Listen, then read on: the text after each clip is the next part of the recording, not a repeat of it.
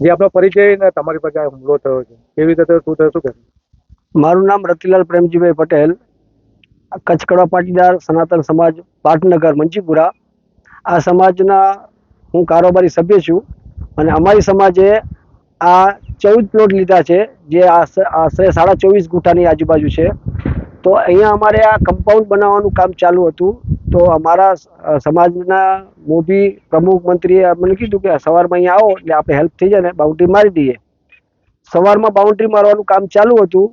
ત્યાં પ્રકાશભાઈ અને એનો છોકરાનું નામ યોગેશ અને એમની વાઈફ સવારમાં આવી અને અમને જેમ તેમ બોલવા માંડ્યા, અહીં કામ કેમ કરો છો, શું છે, ફલાણું છે, ઢીકણું છે, આ જમીન અમારી છે, આમ તેમ બધી બોલવા માંડ્યા અને અમને મારવાની ધમકી આપતા હતા.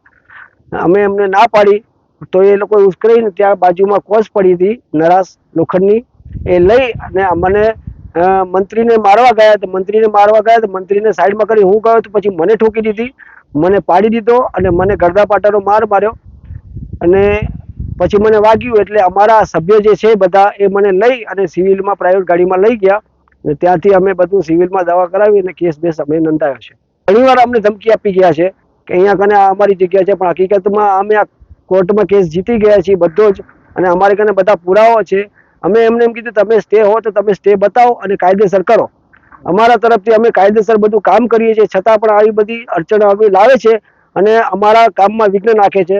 એટલે આવા લુખ્ખા તત્વને ખરેખર અમને સહયોગ કરજો. જે આપણો પરિચય ને શું આખી ઘટના બને? હું શંકરભાઈ કાંજીભાઈ પટેલ.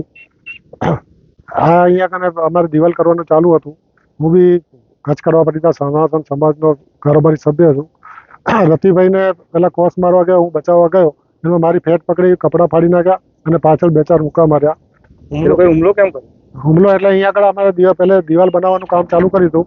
તો એ એકદમ મોટરસાઇકલ ઉપર પ્રકાશભાઈ આવી અને સીધી ધાક ધમકી આપવાનું ચાલુ કરી દીધું. અને એના પછી એમનો છોકરો અને એમના ઘેરથી આવી અને સીધા ગાળાગાળી કરવા માંડ્યા અને છોકરા આવીને સીધી કોસ ઉપાડી અને મારવાનું ચાલુ કર્યું. હું બચાવવા ગયો, એના અંદર મારી આ ફેટ ફાડી પકડી અને કપડાં ફાડી નાખ્યા. તમને કોઈ જગ્યાએ ઈજાઓ થઈ છે? હા, ઈજાઓ થઈ છે? કઈ વાગ્યું તમને? ના, પાછળ ફૂટમાં સમજી લેજો 2-3 મુક્કા માર્યા અને આ કપડાં ફાડી નાખ્યા. જે આપણો પરિચય આ કઈ જગ્યાએ શું આખો બનાવ બને છે? હું ઉમંગ પટેલ મંજીપુરા. આ જગ્યા સમાજ વાડીવાળા લીધેલી છે 24 ગુંઠા. અને આ જે પ્રકાશભાઈ છે એમનો છોકરો છે એ મહિને નાગાઈઓ કરે છે. આથી પહેલા મને અને મારા ફાધરને ધમકી પણ આપી હતી કે તને જાનથી અમે મારી નાખીશું, પણ અમે રજૂઆત કરી હતી પોલીસ સાહેબને. એમાં હવે હજુ એક્શન લીધું નથી, પણ આ ફરી બનાવ આવો બન્યો છે. તો નમ્ર વિનંતી કરું છું કે સાહેબ હવે તમે થોડુંક માર્ગદર્શન ધ્યાન આપો અને થોડુંક અમારું સામે જુઓ. આજે શું ઘટના બને છે?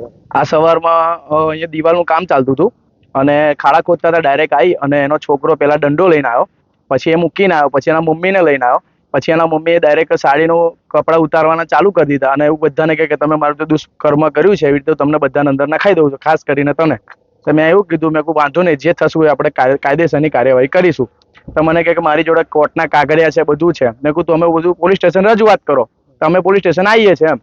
પણ આથી બે દિવસ પહેલા બી આવું જ કર્યું હતું. અમે ખાતમુહૂર્ત કર્યું, ત્યારે હું ખાતમુહૂર્ત કરવા બેઠો તો ડાયરેક્ટ આઈને પાછળથી મારી ફેટ પકડી હતી અને મને કહે કે હવે તાને કે હું જોઈ લઈશ ને આમ ને. એ પ્રકાશભાઈ બહુ ખરાબ ગારો બોલે છે એમના વાઈફ, અને એમના વાઈફ ગમે તે હોય ત્યારે એ કપડાં ઉતારી નાખે છે અને ધમકીઓ ખોટી આપે છે. પોલીસને જાણ ના કરી? પોલીસને જાણ કરી હતી 2 દિવસ પહેલા અમે, પણ પોલીસ વાળાએ કીધું અમે એમને બોલાવીને અમે પૂછી લઈશું. પછી અમને કોઈ જવાબ મળ્યો નથી. My school is one such future ready school where I understand each and every concept taught in the class and don't rote learn, where teachers don't just use books and blackboard to teach but use new ways of teaching and learning like audiovisual learning, activity based learning and group activities which enhances my conceptual understanding.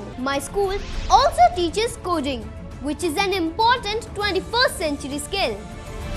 Not just that, I get an opportunity to showcase my skill on a national platform. And with all this, I acquire important skills that make me future ready and confident.